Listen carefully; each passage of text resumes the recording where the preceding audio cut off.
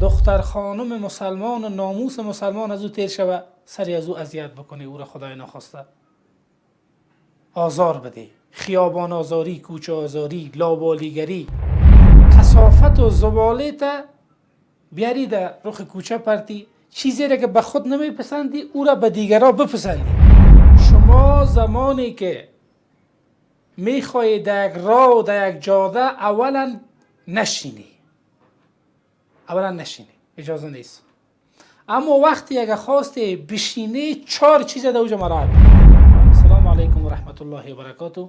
امروز میخوایم در رابطه به ارزش محیط زیست یا در جامعه‌ای که ما شما زندگی میکنیم چقدر مسئولیت دینی و ایمانی داریم که در یک جامعه، در یک خانواده‌ای که زندگی میکنیم، در یک محیطی که زندگی میکنیم چگونه باید یک برخورد داشته باشیم به عنوان یک وجیبه دینی، گذشته از این که او نشان دهنده فرهنگ عالی ما می باشه. چقدر مسئولیت دینی داریم؟ یک سوال است که انشاءالله سری از یک کمکی تشریحات کردیم. رسول خدا صلی الله علیه و سلم در یک حدیث شریف می فرماید الایمان بضع و 70 شعبه، می فرماید که ایمان 70 و چند شعبه است. بضع از 3 تا 9 میگه، یعنی 74 75 تا 79. بزرگترینش در رأسش گفتن لا اله الا الله محمد رسول الله است، یعنی کلید ایمان ایمی است. بدون از این انسان نمیتونه که به اصطلاح دمو خانه اسلام داخل شود. و پایین ترینش میگه اماطة الاذى عن الطریق، دور کردن چیزای اذیت رسان از راست. بنابراین این حدیث شریف بسیار قابل توجه است که یکی از شعبه های ایمان دور کردن چیزهای اذیت رسان از راه.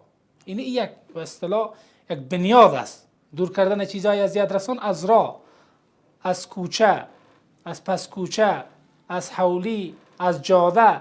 یعنی به عنوان یک مسئولیت برای هر مسلمانی را مسئولیت میده که تو مسلمان در جامعه‌ای که زندگی میکنی بی‌غور در اوجا نباشی. در یک خانه مشترکی که زندگی میکنی دموج مسئولیت داری که باید که چیزای اذیت رسان دور بکنی. در کوچه‌ای که رفت و آمد میکنی و میباشی و دوج زندگی میکنی دوجه، در اون قریه میباشی، در اون ناحیه‌ای که میباشی، تو باید دور بکنی، نه که خودت عامل چیزای اذیت رسان در راه شوی. میوه بخوری پوست شپرتی از کلکین موتر در رخ سرک.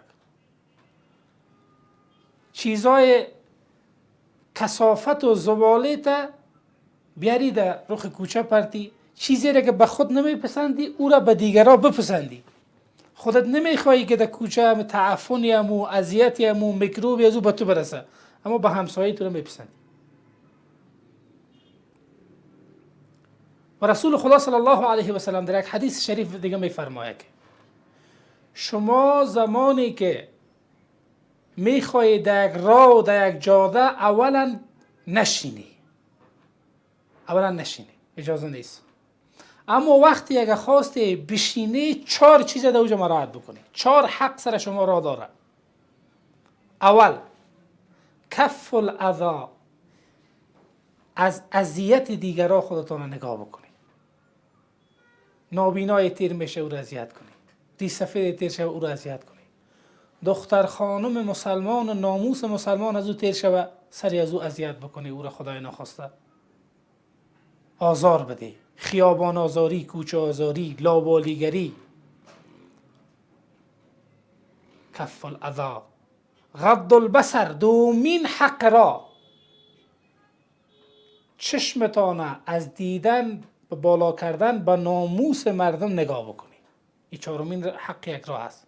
ما شما ببینیم برادران عزیز، وقتی که اسلام به خاطر ششتن یک راه 4 حق سر ما میگذاره، دیگه از این که در دین کامل و شامل ما شما در دنیا سراغ داشته میتونیم؟ ابدا.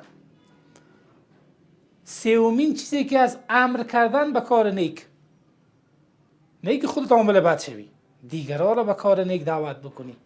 نهی کردن دیگران به اندازه توانت از کار بد.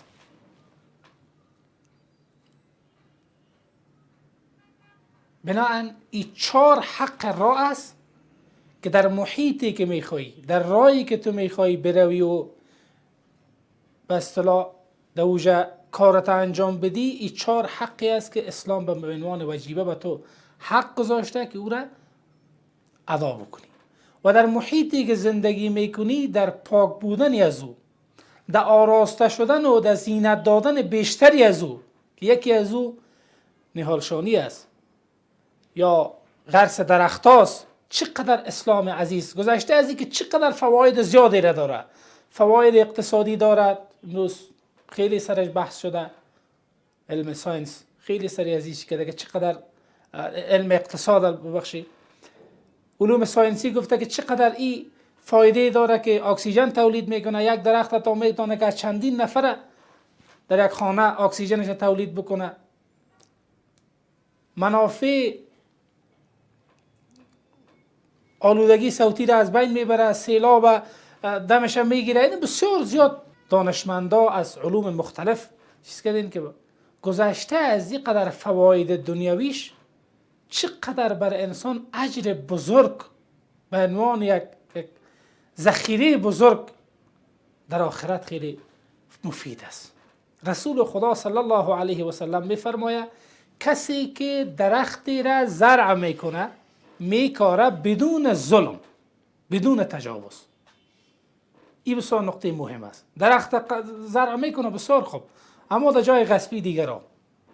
درخت میشانه اما در جایی که به فریب و به دغل از دیگران او را غصبش کرده. نه، در او تو جای نه. در جای شخصی خودش هیچ انسانی، هیچ حیوانی، هیچ پرنده از او استفاده نمیکنه مگر اینکه برای از این انسان اجر و پاداشش در اکاونتش در روز تا به روز قیامت وقتی میمردم جاریه.